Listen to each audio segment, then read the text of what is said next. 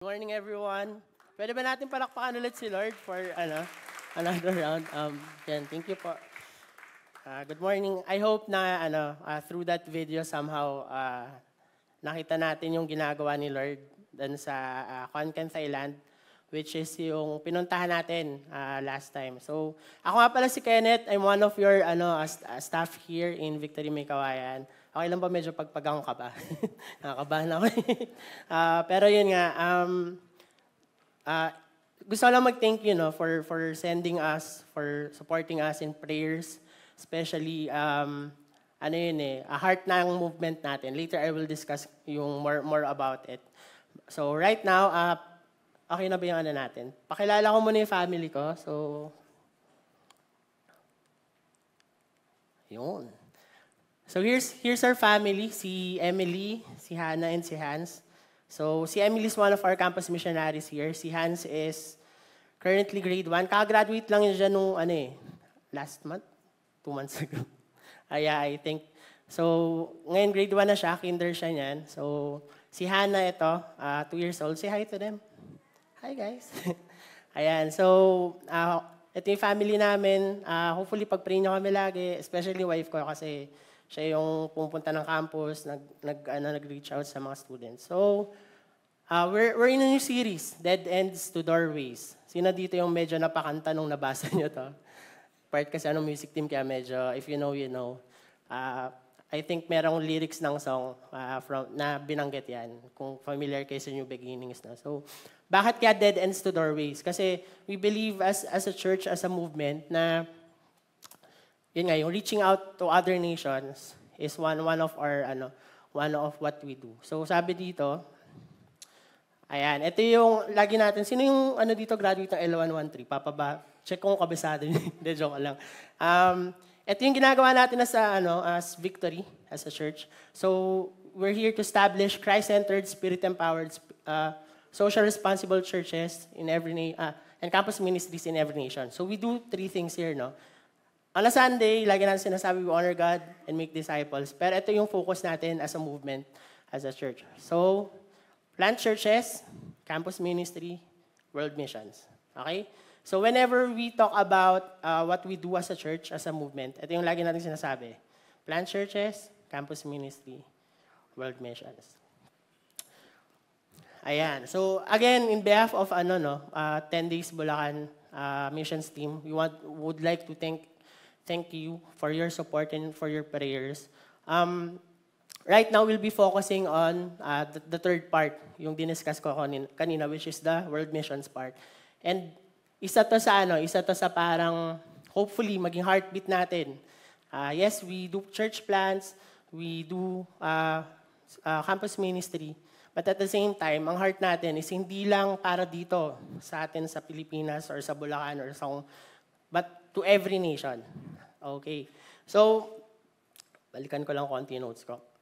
Nung August 28 to September 10, ayan, pumunta kami to Khon Kaen, Thailand. So, yung video kanina was about the university that we visited. So, ang context nito ay isa siyang sobrang laking university, times 5 ng UP Diliman. So, sa sobrang laki niya, 4 na bus lines. Imagine, 4 na bus lines yung meron. And for you to tour around the campus.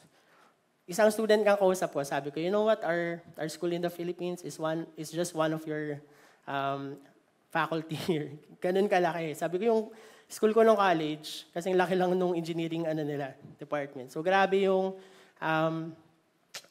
ganda ng facility, everything was well provided, sobrang galing nung infrastructures and all. And Khon Kaen is also known as sa mga farming nila. So, magtataka kayo dito, di ba? Sino dito nangangarap ng sasakyan, mga ranger, ganyan.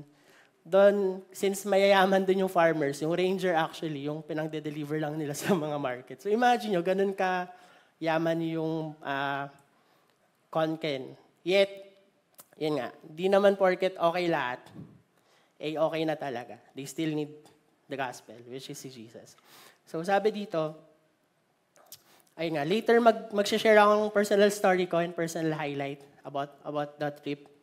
So right now, speaking of kwento, no, pwede bang ano natin, pag-usapan lang natin konti, no? So, if given a chance to share your favorite story, what would it be?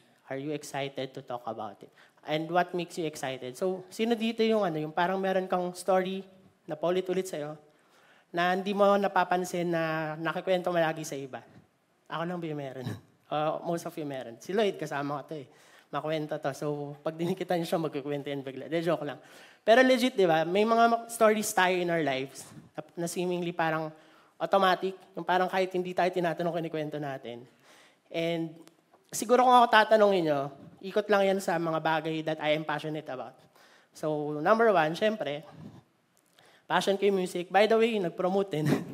Naka-release na yung bago nating album sa Spotify. May videos na rin sa YouTube. So, isa kasi talaga yung music sa passion ko. That's why I always talk about this. So, pangalawa, sino dito na-hype? Na-hype sa One Piece live action? Actually, ako di ako nanood ng One Piece, pero dahil sa Netflix. Thank you kay, wala yung tropa kasi natin. Siya yung sa akin yan. So, yan. Music, anime, ayan, Netflix. Pero, pag chinek nyo, puro K-drama. Ayan, yan yung impartation sa wife ko. Sasabi ko nung wedding namin, impartan kita nung anime. Pero baliktad. Ako yun na-impartan, puro K-drama, di ba? So, ayan, music, anime, K-drama. Actually, hindi updated to. May bagong lumabas eh. Then, NBA, which is yun nga, Golden State Warriors. May na-leak, tapos biglang official na. So, praying na maging champion ulit sila. This talaga yun. Pag-train na rin yung team ko. Ayan. Jacob, yan, tropa ko yan eh. GS. Yan. So, di ba whenever we talk about something na we're passionate about, lagi natin yung kinag-uusapan, lagi natin yung kinikwento. Tama ba? Yung parang di natin napapansin. Halimbawa, matabi ka lang sa friend mo or ka-office mate mo. So, alam mo ba, kahapon, nilabas yung bagong episode ng One Piece. Ganyan. So, di mo siya napapansin, automatic siyang lumalabas sa'yo. But our next question will be, how about sharing Jesus? How about talking about Jesus all the time? I mean, kasi pag sa ibang bagay, ang dali eh. Di ba? Bakit nawawala yung picture niya? Is it something na, kasi mas enjoyable yung mga things na to? Is it something na, kasi mas makaka-relate sila sa ganito eh. So right now, yun yung gusto kong itanong sa atin. Pagka ba may tumabis na yung office mate, ano yung mostly bukang bibig mo? Ano yung mostly na napag-uusapan niyo? Is it just about those things na somehow okay naman, enjoyable, di rin naman masama, pero tayo kasi are called to be Christians eh. We are called to preach the gospel to them. We are called to share Jesus. So ang hope natin, after this preaching, we will be able to kurutin yung puso natin. Kasi baka nagiging masyado tayo comfortable. Kakalimutan na natin na ang daming lost, na ang daming kailangan si Jesus, na ang daming kailangang masyara ng gospel. And din yung pag-usapan natin today. Can I invite everyone to stand up as we read God's Word?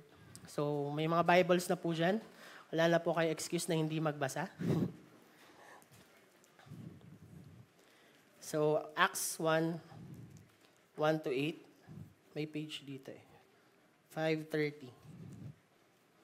Yan.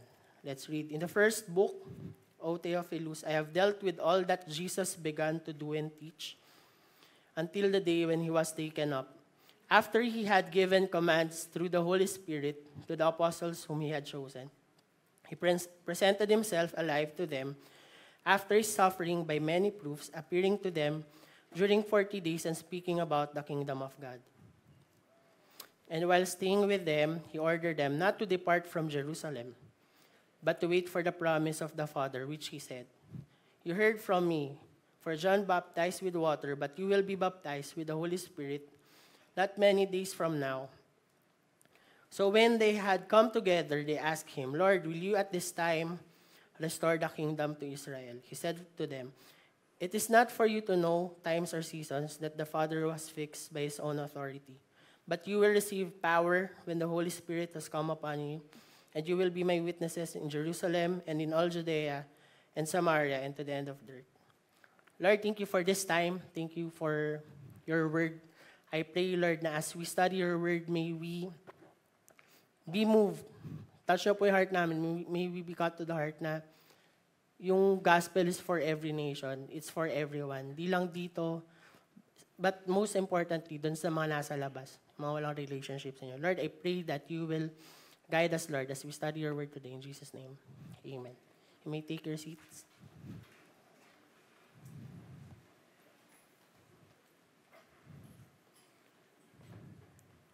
So yung Acts is the second letter ni Luke kay Theophilus. So it talks about, di ko pala naklik, sorry. Dapat pala di ko nalagay yung verse kasi may Bible. Ayan, so it talks about yung, from the time that Jesus ascended to heaven, di ba, and what's gonna happen next. Kasi syempre, kung ikaw yung disciples, kasama si Jesus, ito yung gagawin natin, yung mga fan and chosen dyan, di ba? Ang sarap manood kasi nandun si Jesus, ganyan. Imagine ko, sana nandito siya.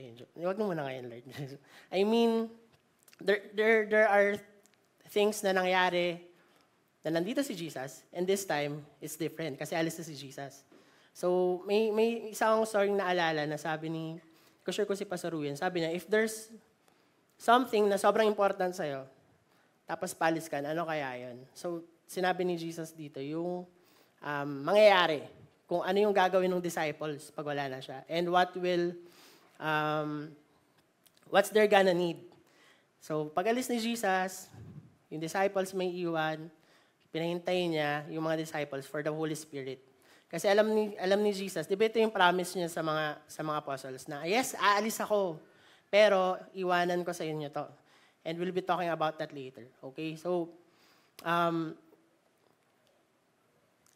ngayon, anong natin dito? Anong role? Kasi that was years, thousands of years ago.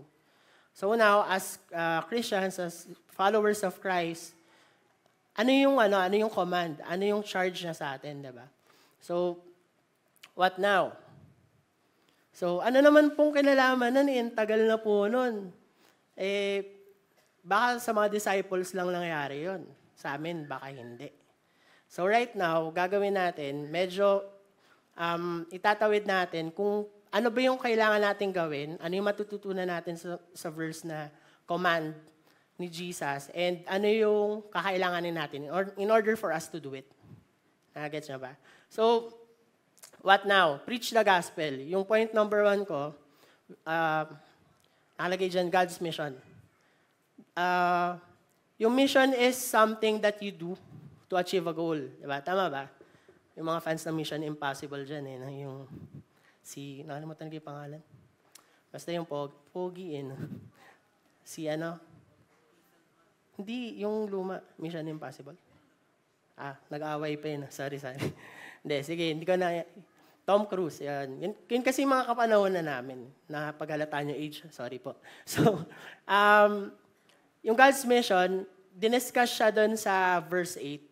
And I'll be focusing more on that. Kung ano ba yung iniwan ni Jesus na task and what are the requirements to do it. Okay ba tayo doon? Ayan. So, Acts 1:8, sabi dito,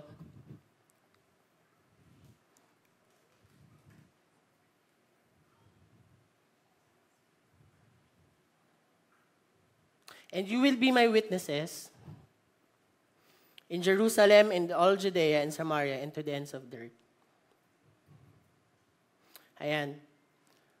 Hinighlight ko yung you will be my witnesses. Sa court, sa trial, pag may crime na nangyari, nagpapatawag po sila ng witness. Ang witness po, ang dinidiscuss po nito ay kung ano yung nakita, ano yung narinig, ano yung naramdaman niya, and he will just tell it. That's it, plainly. And yun yung goal natin. As we preach the gospel, as we share our testimonies, hindi to dapat fabricated. Hindi to dapat, siguro mas okay kung medyo, kunyari, dati akong mamamatay tao, or magnanakaw.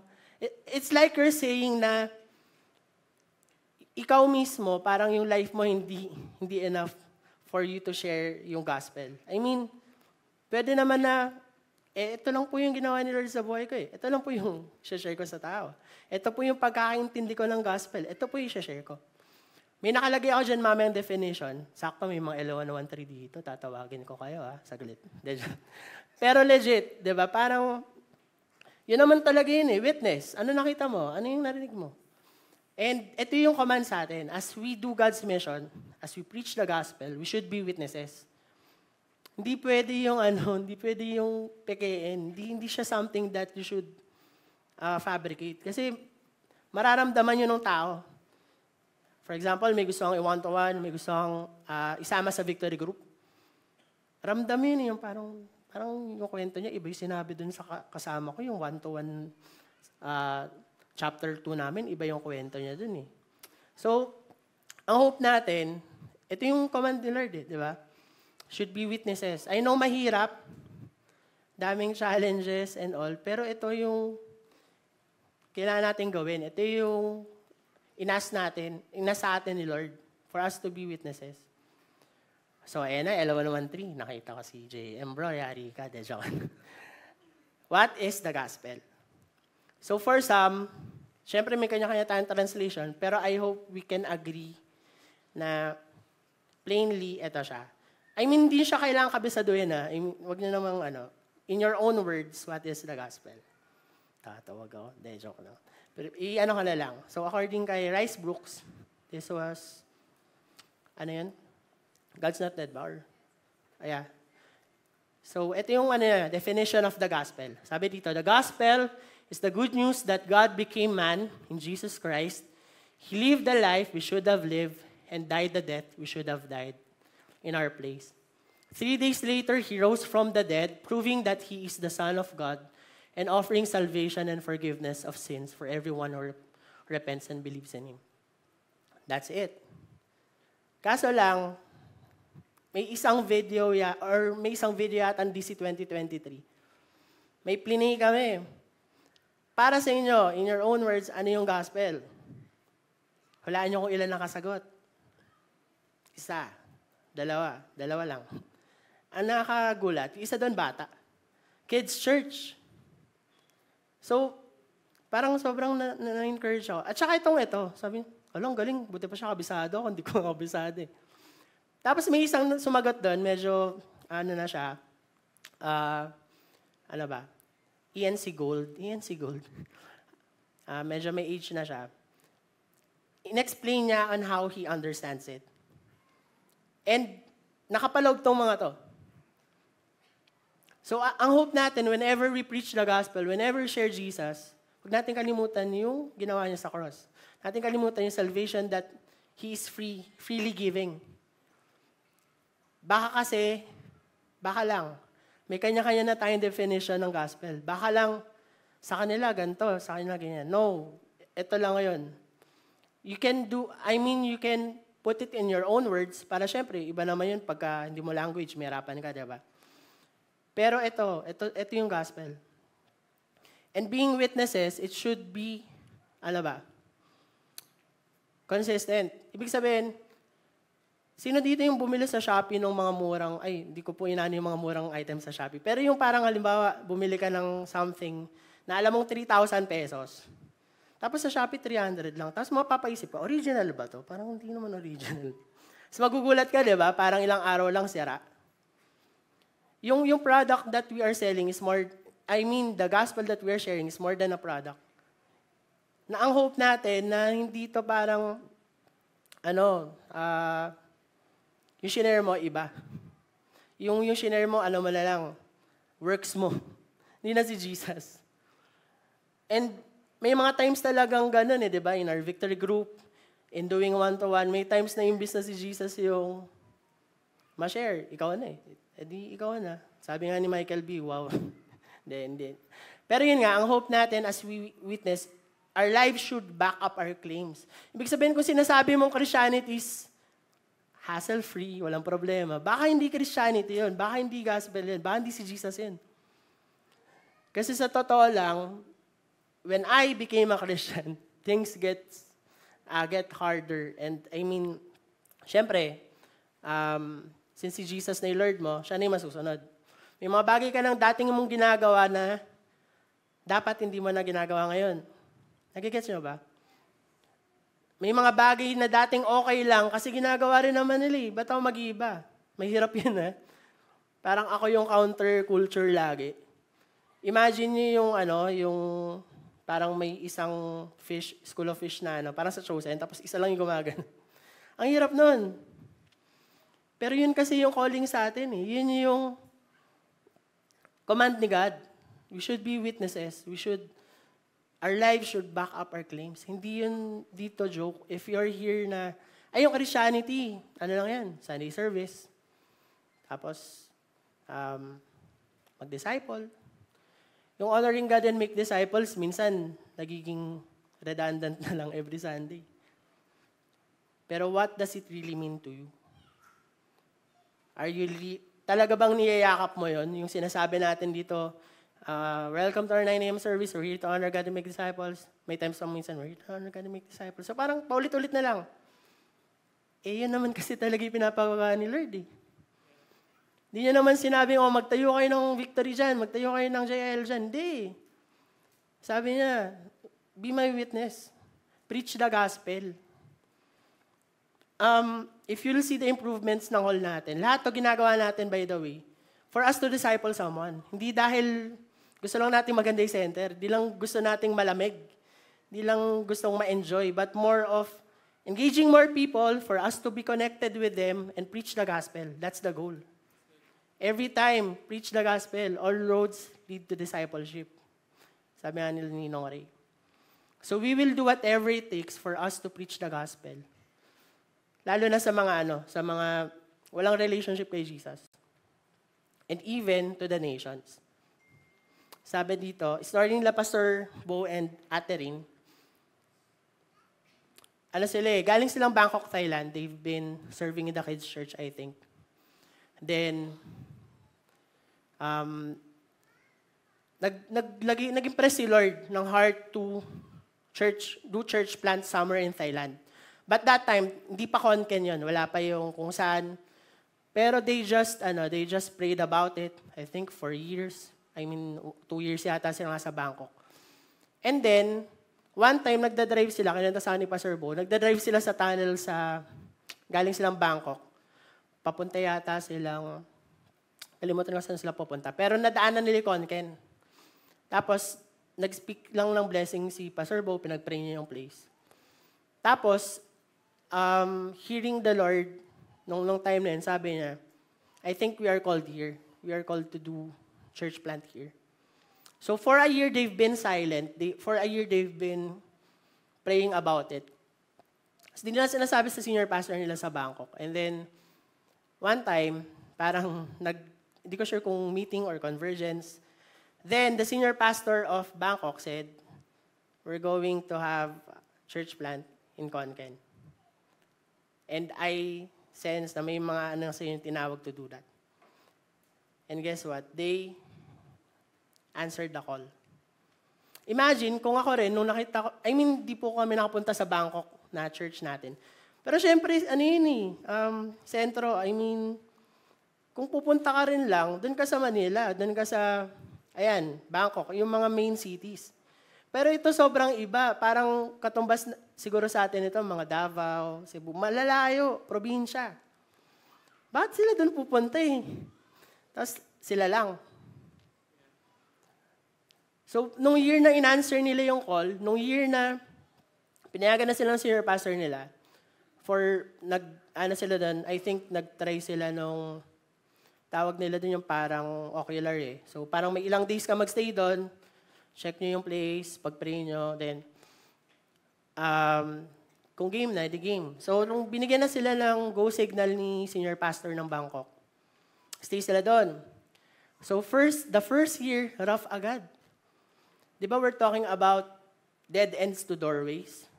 Nung time na yon, church plant sila doon, nakunan si Aterin. So, siguro, sabi nga ni Pastor Bo sa nag-usap kami, actually, nung time na yun, bro, parang ayoko na ituloy. Kasi, tinawag mo kami dito, Lord Tapos ganito mangyari sa amin. Tinawag mo kami dito para mag-church plant. Tapos di mo naman pala kami be-bless. Ang dami niya nang naisip na, alam niyo yun, syempre as human, questioning God. Bakit sa amin nangyari to? Sumunod lang naman kami sa iyo, Lord eh. Bakit sa amin nangyari to? Gusto naman namin magkaroon ng church doon. Pero sabi nga nila nung kausap ko, by God's grace lang talaga kung bakit sila nagpatuloy. So imagine, yung preaching the gospel, kanina di ba yung mission, sobrang iniyakap nila to the point na kahit ganun yung mga napagdaanan nila, game pa rin. Kasi they know na at the end of the day, yun yung pinakamalaga. So, nung time na yon, sabi sa akin ni Pastor Bro, ang daming times na gusto ko nang sumuko, pero si Lord lang talaga yung sumasalo sa akin. So, yun yung kanina, preach the gospel. Ngayon na alam na natin, what now? Preach the gospel. Next, who and where? So, sabi dito, every tribe and every nation.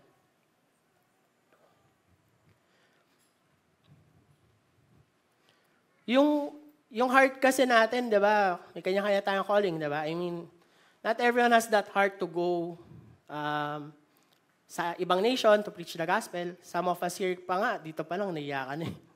Ano ba ito i-approach? Paano ko ba ito i-engage? Sabi sa commandment ni Lord, hindi lang preach the gospel. Ano pa? May specifics. Diba? Acts 1:8. So, point number 2 is God's commission. Sabi niya dito, and you will be my witnesses in Jerusalem and in all Judea and Samaria and to the ends of the earth. Sobrang, ewan ko na lang kung di pa natin magets to. Specific na. So yung gospel, hindi lang siya sa atin. It should be preached in every nation. It's for all people. Kaya natin ginagawa yung missions, kaya natin ginagawa yung nagsisend tayo ng mga tao doon to share Jesus. Kasi, yes, maybe, okay naman sila, wala naman silang ibang kailangan, pero kasi, wala silang Jesus eh. Ang hirap nun, di ba? Parang, ba't po tayo magpupunta sa Australia? Ba't meron sa New York? Okay naman po yung mga tao doon. Hindi sila okay. Wala silang Jesus. Nung nandun po kami, isang story po, no? Dead Ends to Doorways. Si TJ, eto, tropa ko tayo, taga Marilao. Tsaka si Jem. Si Jem ay pregnant. 4 months na yata, no? O 5 months. Imagine, magmi-mission siyang buntis. Si TJ, paglapag namin, TJ, sorry laglag ko to. Paglapag namin ng Konken,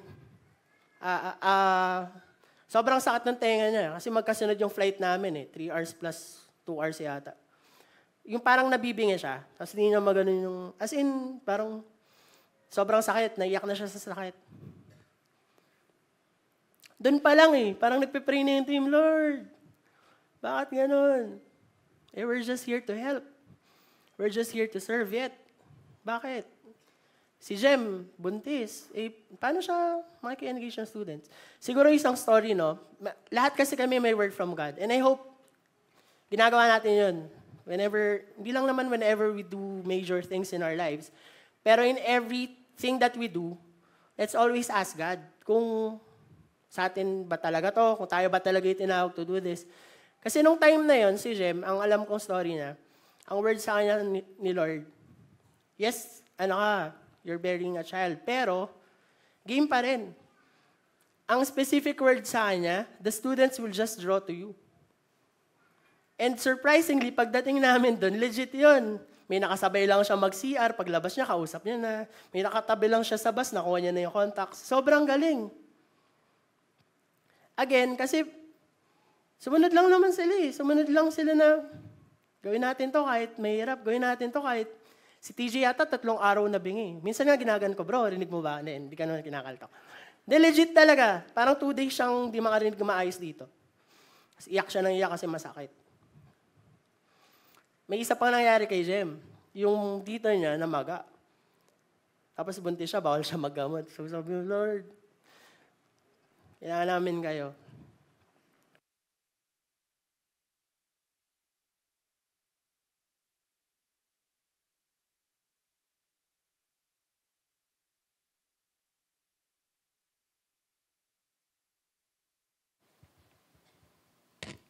Salamat.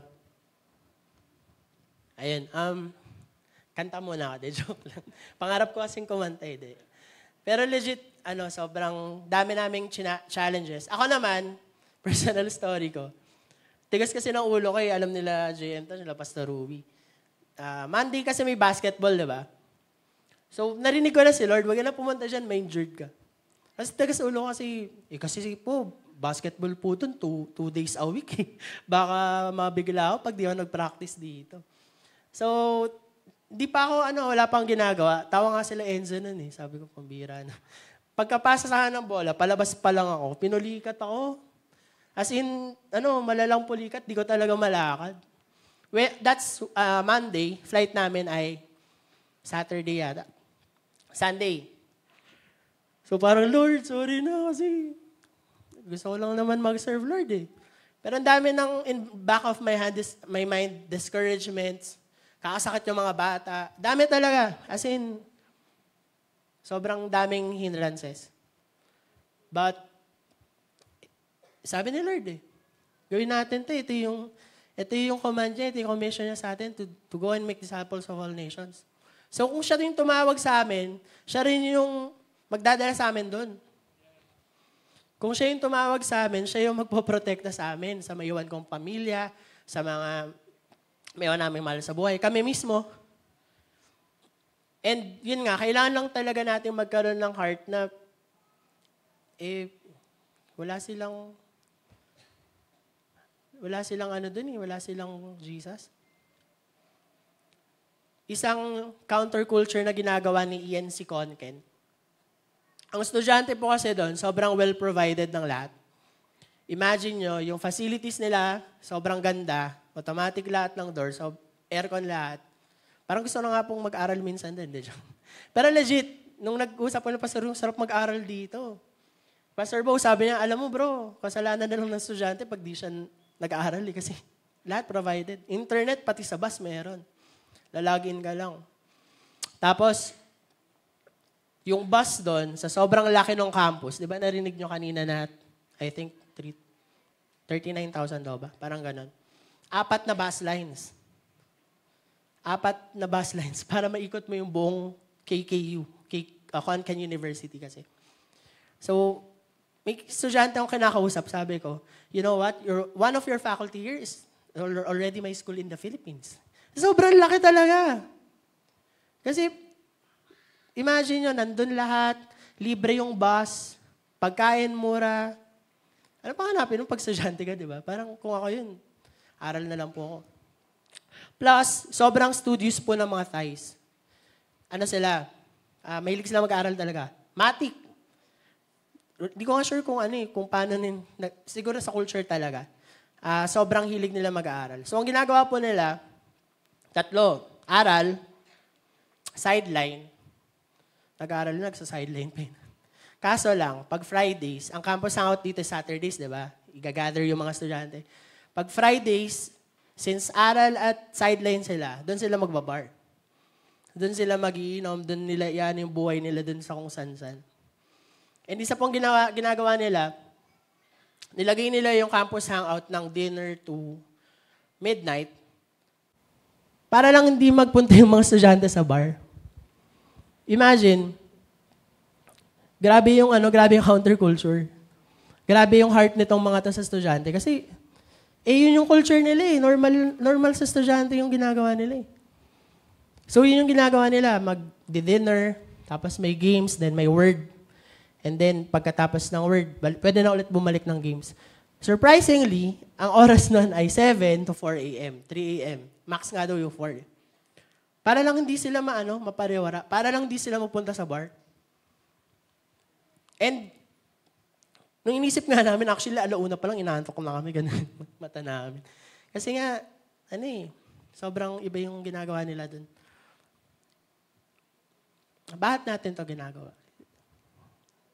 We are commissioned to do this. Share the gospel in every nation. Sila pa, Sir Bo, okay nga sila sa Bangkok eh. Tapos, sino dito na peke kanina nung video, kala nyo, Thai siya, di ba? Kasi fluent na siya. Kasi nga matagal sila sa Bangkok. So, ako rin na peke nung una eh. talaga bang Pinoy ito kasi? Pero legit, yung heart niya for the thighs, grabe. Parang parang di ko ma-explain. Kasi, ba't ka magkakaroon sa heart sa mga ganito eh? Pinoy kayo. Tsaka okay naman lang kayo sa Bangkok. Bakit? Eh, yun yung kailangan natin gawin. We are commissioned to preach the gospel to every nation. So, kanina what? Preach the gospel. Who and where? To every nation. Then ngayon, how? Ito yung pinakamalaga, I think. I think I'm gonna dwell more on this. Nandun din sa verse, actually. Sa sobrang, anong tawag dito? Sa sobrang specific na nakalagay. Di ko sure kung di nyo maintindihan. Pero ito kasi yung sabi doon. By the power of the Holy Spirit. Actually, nasa umpisa siya. Bakit ko siya nilagay sa dulo? Kasi I think, ito yung, sa lahat nung nandito, hindi naman siya yung pinakamalaga. Pero I just think na, di mo magagawa yung dalawa kung wala to. Kaya ito yung parang feeling ko dapat nasa dulo. Kasi, yung last point ko, God's provision. Ang galing nito kasi, pwede namang na lang eh. Tayo na lang. I mean, ba't kailangan natin si Holy Spirit? Ba't kailangan natin yung infilling of the Holy Spirit? Nung nandun po kami sa Thailand, ang daming nangyari abarya, diba? Hindi naman dahil hindi kami nagpe-pray. Hindi naman dahil may iba kaming agenda. Pero ganun talaga yung battle eh. Pagka may sinend si Lord, tapos yung enemy, hindi naman yan, anong tawag doon, babanjing-banjing or magre-relax. Gagawa siya ng way for it not to happen, for it not to be fulfilled. Pero ang galing nito, kasi pre-provide din ni Lord yung kailangan mo. Imagine mo yun, isasend ka, gagawin mo to, pero bibigay pa rin ni Lord yung kailangan mo, which is the Holy Spirit. Nung nandun po kami sa Thailand, paulit-ulit in our devotions yung Holy Spirit. We cannot do this without the Holy Spirit. We must keep it step with the Holy Spirit. Paulit-ulit yun. Tapos totoo tong verse na to. Kasi imagine nyo, gagawa ka ng something, pero may helper from God. Actually, it's God Himself. Diba? Imagine mo, inutusan ka ng boss mo. O, gawin mo to, gawin mo yan, ganyan. Tapusin mo to, ito deadline. Tapos ikaw lang yun. Si God iba. May mission siya, itong gawin mo, dito mo gagawin, pero sasamahan kita. Di ba ang galing nun? Parang, Lord, thank you kasi di mo pala ako papabayaan eh. Kaya ko to kasi kasama kita. Actually, kahit wala tayong gawin, sa totoo lang gagamitin ka pa rin niya.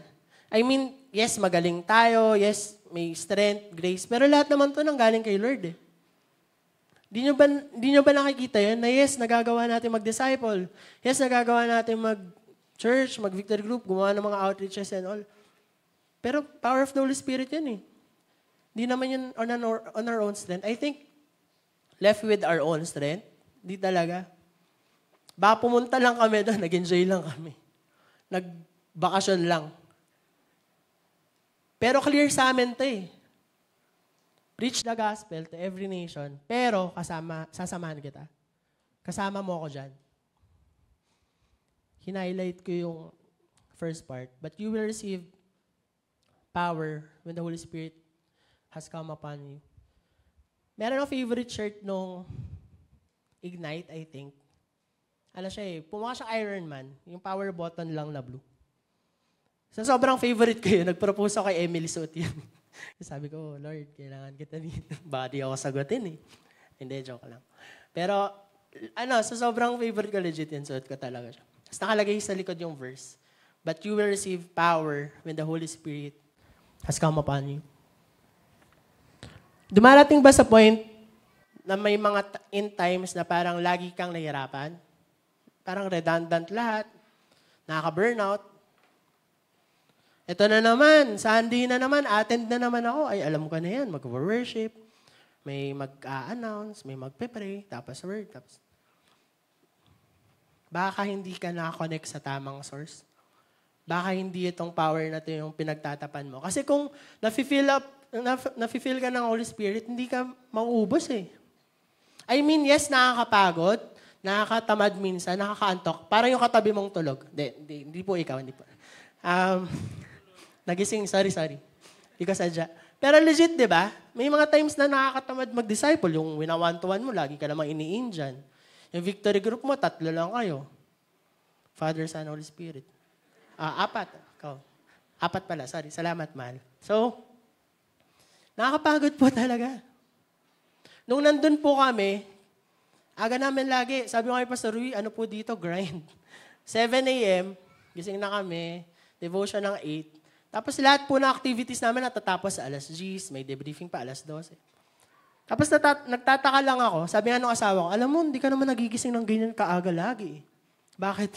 Batang aga ko lang lagi nagigising, tapos pagod pa ako. Parang doble ng pagod yan, kasi araw-araw po talaga. Labas, meet ng estudyante, basketball. Nakapagod talaga pa sa Rui basketball, sa totoo lang. Sa sobrang pagod ko, mga 3 times na yata nagbo-basketball every. Pero sobrang grabe po yung power ng Holy Spirit. Na yes, pagod ka, yes, tinatamad ka, may times pa nga ayaw mo na eh. May times nga gusto mo na lang itigil kasi parang wala namang nangyayari.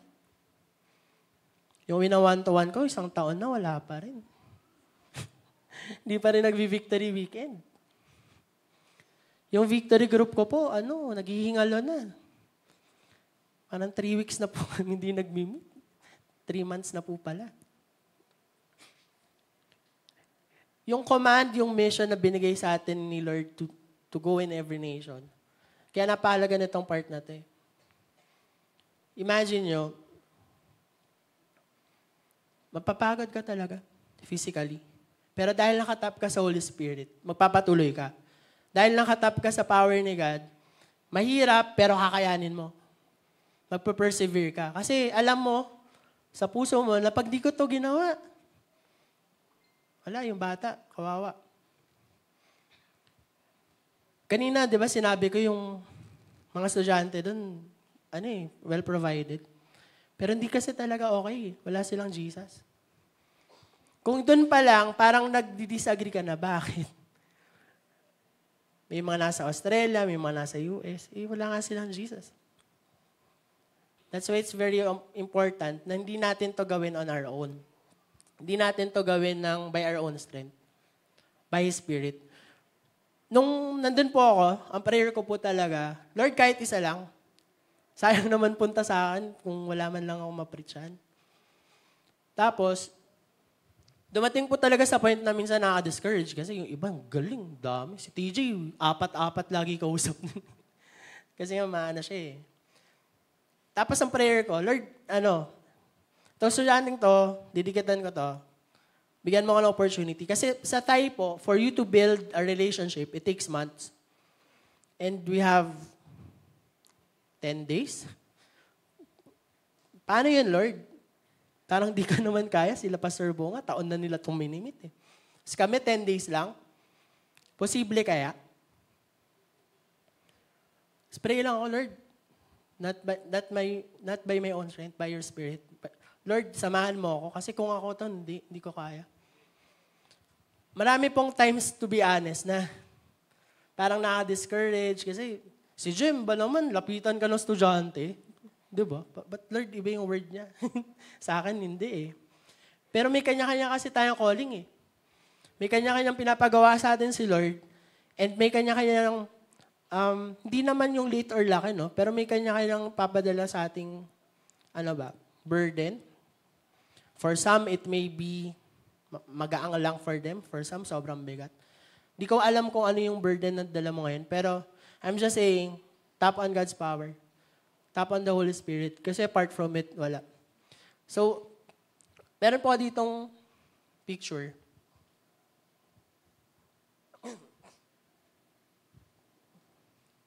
Sorry pa. Kasi si Sense po ay isa din sa connected students. Kala Pastor Bo for at least a year yata. Tapos na-connect lang siya dahil kay Gunner. parang high school classmates sila. Pero magkaiba na silang faculty dun sa college. Tapos, siya yung lagi kong, parang dinidikitan, basketball tayo, kain tayo, ganyan. This picture is a story of actual preaching of the gospel. Kasi po nung first week, more of building relationship. So, mag-basketball, pagka break time, meet kayo, kamustahin mo lagi. So, nung time po ngayon, since in-impress sa akin ni Lord na sharean to,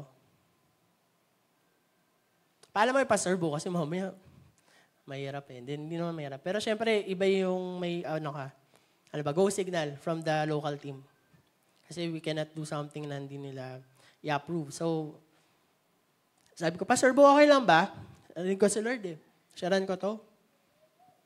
Sabi niya, bro, actually na-sharean ko na yan. Pero dito kasi, imagine nyo sa atin, 1-to-1, diba? Ilang chapters? Yung latest, 7? 8. Sa kanila po, before ka ma-1-to-1, may pre-1-to-1. Ibig sabihin, hindi mo pwede agad banatan ng gospel. Hindi mo pwede agad share Jesus. So, unti-unting pinapakilala si God kasi nga wala silang background about Him eh. So, sabi niya, bro, share ko sa kanya yung love ni God. Before po kasi to, nagkaroon kaming usap ni Pastor Bo. Parang medyo nagkwento ko sa kanya about my life. Na kaya din ganun yung passion ko for them kasi na-reach out din ako sa campus, ganito, ganyan. Most of the students po, parang 80% na connected sa amin. Broken family. Imagine nyo, at his age, college, broken family, nagsa-sideline. Hindi ko sure kung okay lang i-share pero uso kasi din yung mga girlfriend, boyfriend. Mas magkasama kayo. At his age,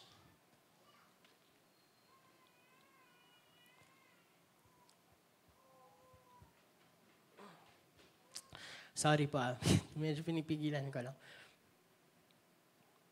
First time ko pong narinig, dati, di pa may victory. First time ko narinig dun sa mentor ko. Hanggat may isang estudyanteng di nasyasyaran ng gospel, hanggat hindi nakakilala kay Jesus, di tayo titigil.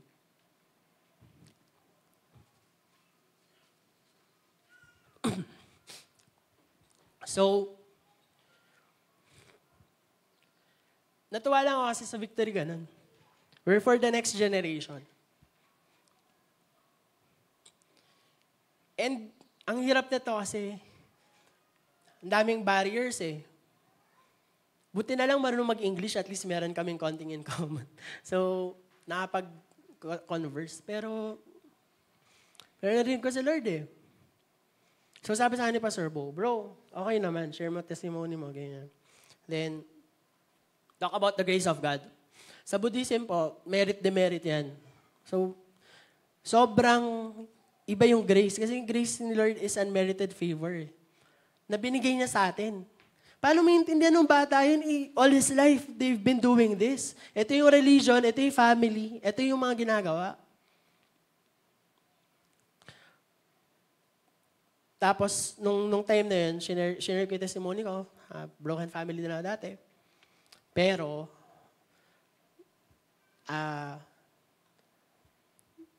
nagkaroon ako ng Jesus when I was in high school. May nag-share lang rin sa akin. Kuya ko rin. Tapos sa kanila po, hindi pwede yung may tatawagin kang above yourself other than mother and father. Kaya bawal silang akbayan, bawal silang ipag-pray. Parang hierarchy nga eh. Always thinking of them better than others. Iba yung gospel eh. Actually, it's more of being servant. Serving one another, loving one another. Tapos sila ganito. So, nung time po ngayon, after na nag-pray, meron kasing kinentong story sa akin si Pastor Bo. Sabi niya, bro, every time na may kausapin ko sa estudyante, make sure na tanongin nyo. Kasi may times na hindi nila naiintindihan kahit ang ayos ng pag-explain. So that's exactly the point. That's why I need the power of the Holy Spirit. Kasi kung ako lang, dito magre-respond, hindi dito masasayang yung punta ko. So after all of the things na pinag-usapan namin, sabi ko, Sense, kamusta ka? Siyempre in English pa, naubos na po kasi English ko. 2 weeks ako sa Thailand. Kamusta ka? Naintindihan mo ba yung sinabi ko? Ano yung natutunan mo? Ganyan. Tapos ang tagal niya sumagot, ang sabi niya lang, life is full of challenges and difficulties. Kasi ang tagal, mga 20 seconds yata ako na nakaganon sa kanya. Parang nag-expect ako na may sasabihin pa siya. Tapos sa isip ko, Lord, ito na yun. Ito yung sinasabi ni Pastor Bo, di niya na-gets, ganyan. Pero nagpe-pray ako in my spirit. Lord, penetrate to that heart. Tapos maya sabi niya, but there's hope. Tapos sabi ko, where can you find that hope? That hope comes from God. Doon pa lang, parang sabi ko, Lord, thank you kasi sulit yung... Yes, pabili natin yung clap kay Lord. Sulit yung mission trip kasi ito naman talaga yung pinunta natin dito eh. Kasi kung hindi rin lang, bakit? Tsaka... Tapos after nun, kinaganda ko lagi ala Pastor Ruby. And para mawala na yung luha. Akong hirap kasi. After na to, sa kanila po kasi, bawal mo silang mandohan. Balik lang tayo dun sa hierarchy mindset. Yan ba, pwede mo ba hatid sa ganyan? Pwede bang samahan mo sa ganito? After nung conversation na to, lagi naming magkasama, kinatid pa niya ako sa hotel, nakamotor. Kinabahan nga lang ako kasi, mamaya maksidente ako doon, di ako makauwi. Pero ano naman, ayan, nandito ako, diba? So, buhay naman. Pero, nung last story namin, before I end, nag-video ako nun, di ba? Pansin ang dami kong my day, di ba? First time ko po yung ginawa sa tanang buhay ko. Hindi ko po yung gagawin ulit. Napakahirap. Kasi gusto kong makita niyo yung ginagawa namin doon. Na you're part of this. Na yes, kami yung nandun, pero kasama ka namin kayo. Yung prayers nyo, mga support nyo. So sabi ko, I'm gonna go back to the Philippines on Saturday. I'm gonna miss my friend Sense here. My best friend Sense here in KK. Sabi niya maya-maya, no bro, you're not my friend. Kasi bro. Kahit i-check niyo po yung chat niya, puro bro. No bro. Nung una, inisip ko bakit? Kasi ba Christian? Kasi bro, ganyan. Tapos sabi niya, no, you're not my friend. You're my brother. Someone that I always want to talk to.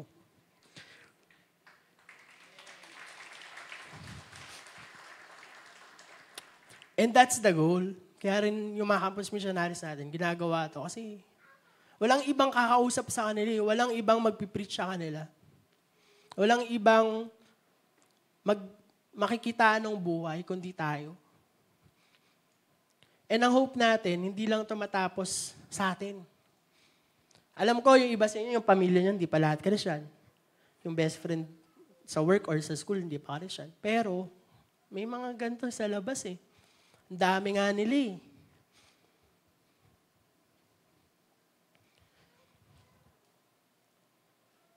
Last 2 slides. Sabi ko, we are called and chosen by God to preach the gospel, not just in our nation, but every nation. Then to sum it up, we can only do God's mission, which is the Great Commission, only through and by the power of the Holy Spirit. Pwede po ba natin palakpakan si Lord for His work? Pag-pray nyo po kasi patuloy po kaming nag-communicate na magtuloy-tuloy. I mean, lahat po kami, hindi lang po ako. I mean, context po natin to kasi may kawalan tayo. Pero ang galing po nito, 13 churches represented. So imagine, lives of those students are being changed through the gospel.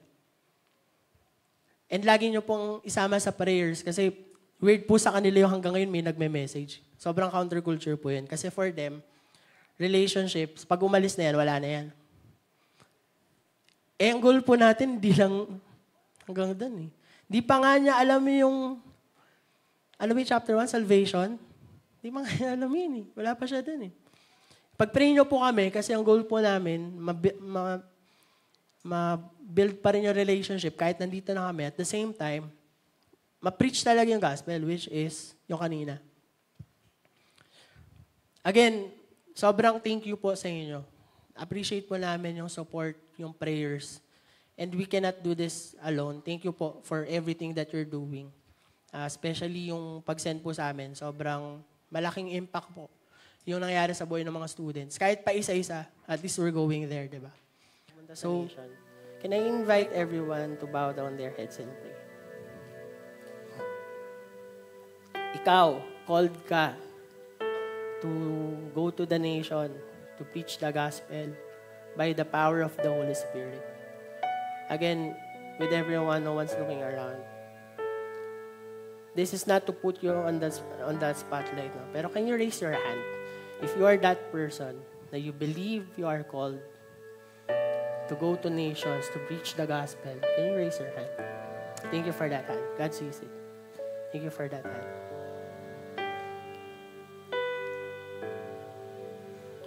Thank you, Lord, kasi kayo pa rin naman to, Lord. Yes, gagamitin mo kami, dadalhin mo kami kung sang nation man yan. Your plans will indeed mangyayari sa mga buhay namin. And I just pray for these hands, Lord, that are lifted up. Kaya, Lord, yung nakita ng mga puso nila. Hindi man Thailand, hindi man Konken, pero may nilalagay kang nation's heart nila. Right now, God, I pray for that heart, fire, Lord, na mahalin. Siyempre, una kayo yung mahalin kasi kung yung nation lang, weird. I mean, dapat kayo una before that nation. Pero, Lord, ang prayer namin is continuously fan that flame in their hearts, Lord. Na yung calling mo sa kanila, hindi magbabago at hindi mawawala. Dahil kayo, Lord, yung unang may commandment nito. Susunod lang naman kami, Lord. We can obey kasi sinabi mo. We can obey kasi binigay mo yung Holy Spirit sa amin. We can obey because we know at the end of the day, it's still you. Ikaw yung makita namin, Lord. And right now, I pray for all of these hands. Gagamitin mo sila, Lord, mightily in whatever nation they prayed for, in whatever kailan man to kayo nakakaalam ng Lord. Sila rin mismo, Lord, di pa nila alam kung kailan. Pero I just sense in my heart, Lord, na you will continuously fan that flame for them to go to that nation. Pag-pray ko rin yung iba. Lord, thank you for this time. Thank you for giving us the opportunity and reminding us, Lord, that your heart is for every nation, for the lost. I pray, Lord, na as we remember or be reminded of these things, mag-respond kami. Kami mismo, sa pamilya namin, mga anak namin, kapatid namin, ka-opisina, ka-eskwela, ka-trabaho. Lord, gamitin mo kami kasi yun yung purpose mo eh. Dito para sa amin lang, para lang nandito kami sa church. Enjoy namin yung presence mo, tapos yung iba wala. Lord, I pray na patuloy mo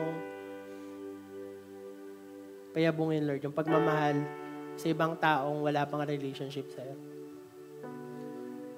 Patuloy mo kaming i-break dun sa mga bagay na nakaka-break sa puso mo.